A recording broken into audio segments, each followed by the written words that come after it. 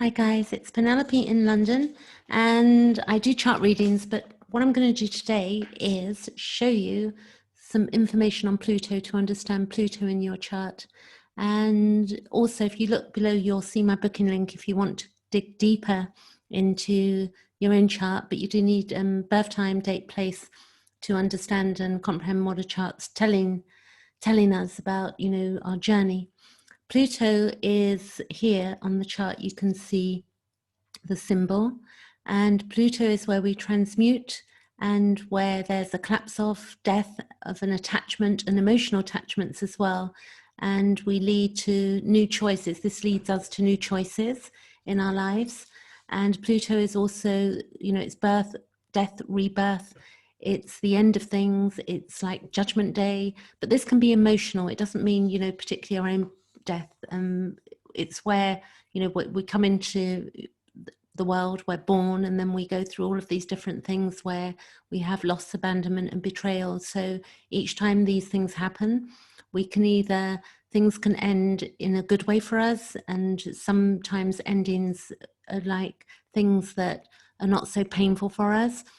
Other times they can be really debilitating and we get stuck in cycles, but we would have to look at the whole chart to understand how our Pluto is working, because we have something called aspects. So you can see aspects are where the planets are speaking to each other. So currently the chart of I've got the 19th of October up here. I'm going to go back to September because I was looking at this chart earlier. Let's go back by days. And we're going to go back to September 7th, which it is today. And start from this chart. So here we are. So Pluto, you can see, is here, and the aspects are at birth. It's a snapshot of the heavens, but today we've got Pluto 22 degrees here, retrograde in Capricorn, and you can see it's trine to the sun, and it's also here, Pluto we're looking at specifically is trine to Uranus here. It looks like a trine maybe to the moon there, but then we have also a square. Pluto is squaring Mars, and Pluto is also squaring the MC at the moment. So what we're going to do is I'm going to read through the houses, like from house, if it's in the 9th house, for instance, like I have Pluto 9th house. So I'm going to talk you through just briefly what it means so you're able to get some knowledge about yourself and understand yourself. Pluto, on the dark side of the spectrum, it can mean that, we sort of lean towards things that are not good for us and that are negative and destructive. And also Pluto is about our healing and transformation as we go through things. So it's not one thing or the other, and it will depend on our knowledge as well, how we handle our lives, because the more knowledge we have, if we look at our charts, then we're able to make better decisions because we understand what's going on. At the moment, Pluto in Capricorn is where we have the public image. It's the 10th house, and it's the public world of patriarchy and rules and regulations, because the ruler of Capricorn is Saturn, and that's worth knowing. So we have generations also with the Pluto, because Pluto takes so long to move around a chart. It takes 240 odd years. So Pluto spends a long time in a particular sign. For instance, when I was born, it's Pluto Virgo. Any babies born since 2008, I believe, are Pluto Capricorns. And when, I'm just going to show you this actually, if we do a year ahead before I start moving on, let's go a couple of years ahead. This is 2021, 2022, 2023. So 2024, we can see that Pluto's 29 degrees of Capricorn. And then we'll have, if we go months ahead, we will see that Pluto then moves into Aquarius. There you go, it's 1 degree. So we're looking at, I think it will go in and then it goes retrograde. So that's 0 degrees, and that's in 2024. So that will stay, in Pluto will stay in Aquarius for I think it's until 2042 from what I recall. So Pluto is a very slow moving planet. I'm going to go back again to our chart of today. Here's 1, 2, 3. and 2020 and days. It's good for you to see how solar fire works as well. It's a brilliant tool. That's what I'm using. 7th of September. Okay. All right. So let's look at some of the keywords for Pluto, which also helps us to understand what Pluto is about. It's about birth, death, and rebirth. It's the collective shadow. It is also the collective unconscious, which Carl Gustav Jung talks about in, to do with the archetypes as well. It's our compulsions. It's the cycle of life. It's about, where we may be driven in dark ways, and darkness, death, decay, destruction. It's where we eliminate things, but it's also about empowerment if used in the correct way, healthy empowerment. It's endings. It's to do with our evolution. It's to do with envy. It's where we're pushed to evolve. So, so that it really pushes us. It can be explosive. It can be about fanaticism. It's where we can have fearlessness as well. Our hidden gifts. It's the higher octave of Mars. It can be intense. We can have intolerance here, jealousy, inner resources. Also, that Pluto is rules the 8th house, Scorpio. It's also to do with letting go of the old. So in our chart, we can see what we're being asked to let go of. And this is, when we have hard aspects to it as well, we want to know. And when we have beautiful aspects to it, like trines, we want to know what they mean for us so that we don't waste our gifts. Pluto can also be to do with manipulation, misuse of power, our obsessions, where we're pollution. Because again, power, psychoanalysis, which is a good one. It's where we have radical change, and it's a potent force. And regeneration, it's where we can be relentless. It's about renewal as well, and our repressed feelings, what lays below the surface that we're not aware of. And it's also to do with our sex and our sexuality, resentment, subversion. It's our survival instinct and sustainability. It's where we have taboos, transformation, transmutation. It's the unconscious mind, the underworld, and there can be violence, and it can be volcanic as well. So these are some really good words. So I'm going to show you my chart now, and then you'll be able to see a bit more of where I'm coming from on explaining this. So we do know that currently for the collective, Pluto is currently in Capricorn and what it's doing, and it's changing over the days. And then these 3 planets are going to go forward again. This month, Saturn and Jupiter are going direct, and also on the 4th of October, Pluto is going to go direct. And in the months to come, next year, Saturn and Jupiter will move off into Aquarius, and Pluto will begin to come out of hard aspects as well, which is good for us all under the current circumstances. This is our year of big transformation. This is what this Pluto, Saturn, Jupiter has been about for us. Huge levels of, change and evolving as people, society. So you can see here my chart, and I've got a 9th house Pluto at birth here. And my Pluto, because I was born 21st of May 1966, you can see that my Pluto is conjunct Uranus. So this was a generational thing. And my Pluto is in the 9th house, and it's in the sign of Virgo. So we would look at what that means to us. There's a brilliant book by a gentleman called Jeff Wolf-Green, Evolutionary Astrology, which is Pluto. I'll put the link below the book, below the video as well. But I want to talk to you, if you had, for instance, Pluto in the 1st house, or let's even say that it's transiting, if it's going through the 1st house, we can maybe look at it from this perspective, that we're trying to break free of all negativity and traditional thought processes. And it's where we become a role model for other people. It's beginnings. The 1st house would also be the quality of Aries. And Aries is where we basically want to, be our own person. The negative aspects, I don't like the word negative, but for instance, there's something to look at of this aspect is where we might need to control everything and everyone. So we want to watch out the Plutonian sort of behavior where we want to be in charge, and where we might bring tension into our lives or other people's lives.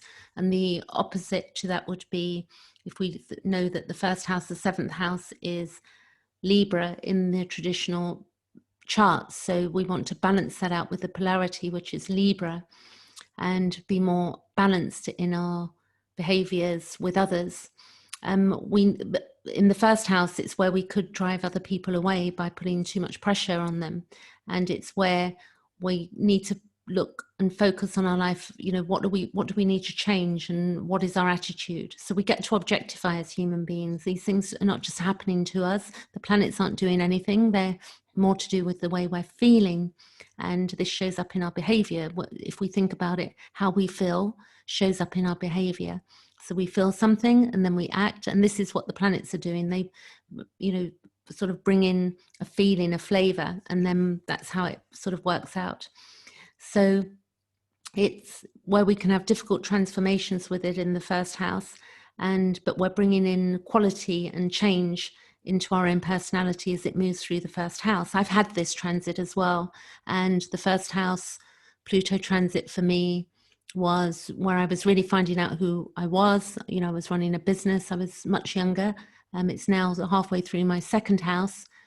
So we're going back, quite a few years. 2008, I think it left my first house. So the transit Pluto through the second house, if we look at that, or in the birth chart, it's about our financial resources and our values and our needs. And it's where we get to evaluate our need for security and what no longer serves us, mentally as well as materially, our values, again, values are to do with what we think about things. And again, what we value, we will, think about what we value, and we will think about what we don't value. And we make big changes when Saturn goes through the second house, but also at birth, we come in with that. And it's a good time to get rid of things that we really don't want when when Pluto is going through the second house. And it can be a time, where there can be bankruptcies, or, where we need to really look at what, if we really don't want something, we need to let it go. Otherwise we'll be forced into it. That's what I'm trying to explain here. And whilst there may be losses, we can regain during this time as well. It's not all about loss, it's about rebirth. So when we lose something, then something is reborn. So it's not all negative, and we must take the positive from what we understand about these planets as well. And it's really a big review of what it was for me, or it is for me, because it's there for another 12 years for me, moving through my second house. So really, I've really looked at what I value and don't value over the last so many years. In the third house, if it was transiting, or the idea of it's your natal as an idea, I would say the Pluto book is the best option for you to really understand what Pluto's doing in your natal chart. The third house is about our routines and short distance travel and psychology, and we will transform ourselves on that. And there can be a lot of self-criticism and self-doubts when it moves through the third house. And we need to get rid of any shallow thinking and patterns that no longer serve us. So, we might be faced with things where we have to question our thinking. And also we could be, we could be moody with it there. And there could be an obsession with interests as well. There could be, this is the house to do with, siblings and communication, the third house. So it's worth knowing that. And short distance travels, and it's left brain, it's Mercury, the ruler of the third house as well. So that's so many things to take into account to integrate a chart. And you don't want to be controlling, your relationships with others with this here. You want to really look at, you're not doing that. And we're looking at contracts, and then we combine this with other aspects, because we want to make sure that we're safe and that we're, using Pluto in a safe way.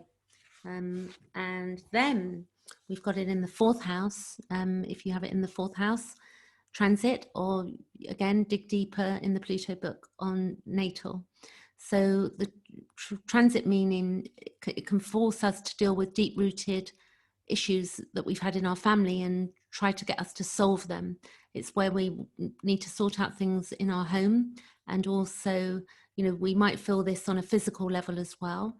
And you might want to, redecorate or revamp your home whilst this is going on, in a big way. Pluto doesn't do things in small ways.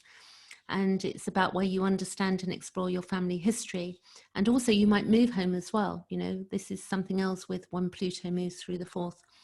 When it's working its way through the fifth house, you basically are looking at the idea of, it's about children. The fifth house is children, it's some creativity, it's self-actualization, and it's fun and joy.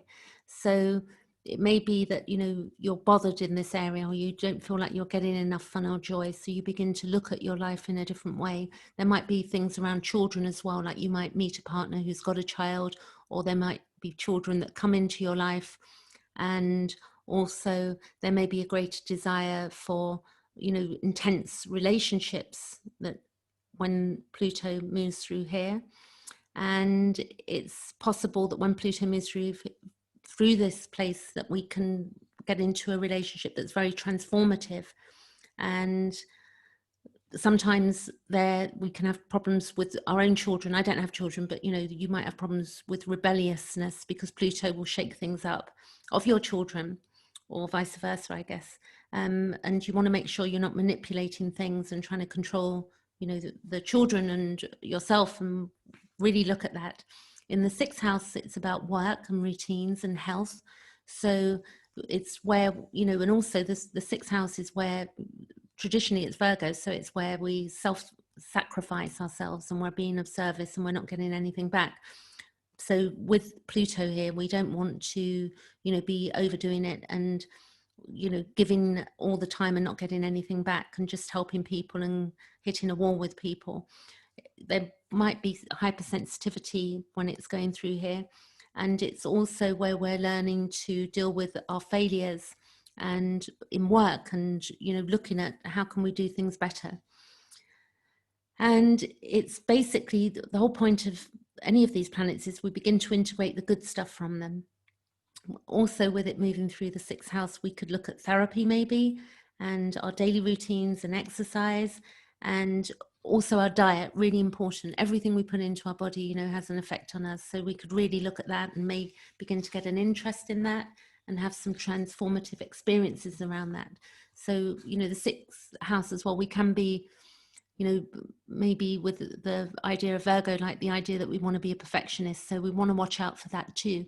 In the seventh house, this is my chart, by the way, if you're watching, which you probably have explained, as my Pluto is up here.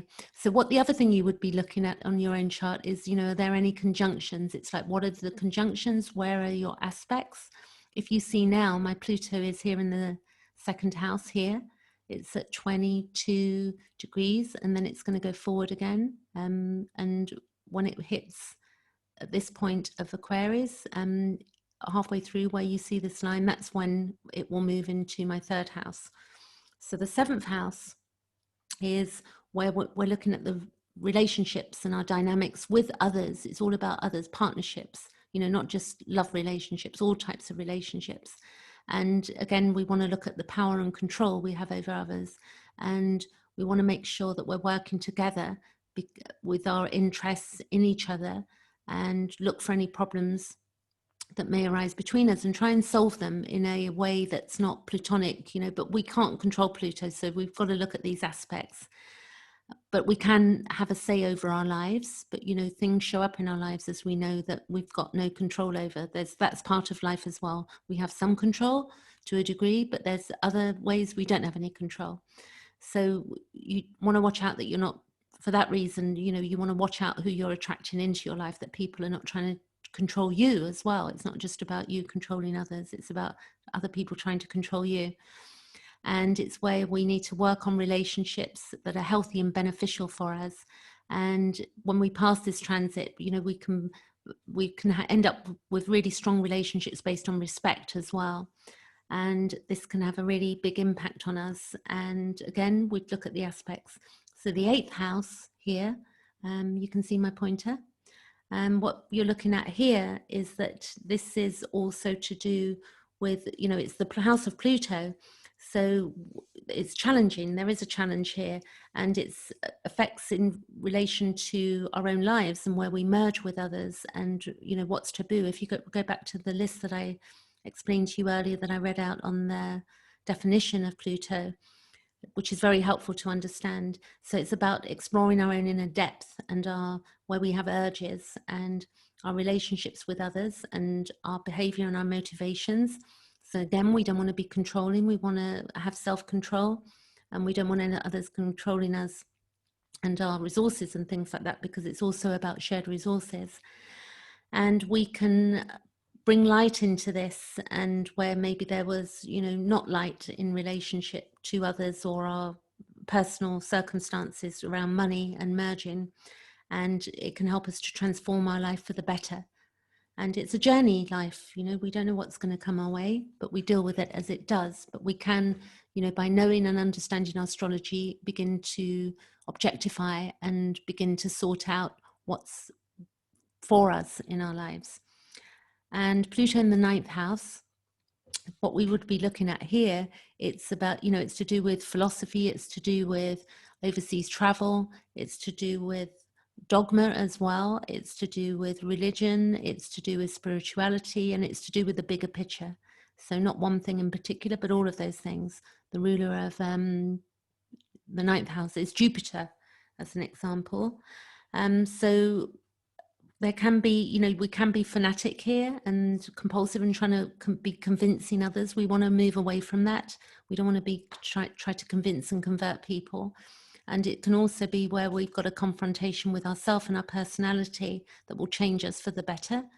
And it can also be where we may receive, help with higher education and the opportunity to travel and do business as well, with people from abroad, and also expansion from, and again, other countries, and also if we're working with technology as well, that's another thing. So then the 10th house, if your Pluto is transit or in there, and with what you can do, bring up your chart of today. If you've got your time, date, place of birth, then go to astro.com and bring up your own chart. Do note that in evolutionary astrology, see here, this is the house type we use, porphyry, and that's what we use in evolutionary astrology. And then we've got the 10th house. So this is about work. This is the area of work and our public image, and it's also the Capricorn. Actually, this is where the planet, the public image and patriarchy and such like, and rules. The ruler is Saturn. It's where we could be an employee or an employer, and we've got power conflict with others, and also that where there may be secrets that are exposed. And it's also about our reputation. So we might have our reputation feel like we suffer a blow or we have difficulties, and we want to make sure that we're not getting involved in practices that are below hand or illegal, because it will be seen. So it's about, have we living our life honestly, because it is the public image. We want to really drop that mask, so to speak, and have proper standards, so that we don't have anything to worry about. If we're truthful and we're going through life, we can hold our head up high, and that's how others will perceive us. But even if we are that way, we might have trouble with authority on occasion as well. This is about rewards for past deeds as well, supposedly. So, but again, we take the aspects into account. With the 11th house Pluto, this is basically, the 11th house is about friendships, and it's groups of people, and higher ideals and joy as well. So we could meet really brilliant friends during this period and get our goals achieved, and also where people are holding us back, like groups of people or whatever, we may leave those people behind and decide they're not correct for us anymore. And it's about, as this transit through the 11th, we're sorting out our foundations.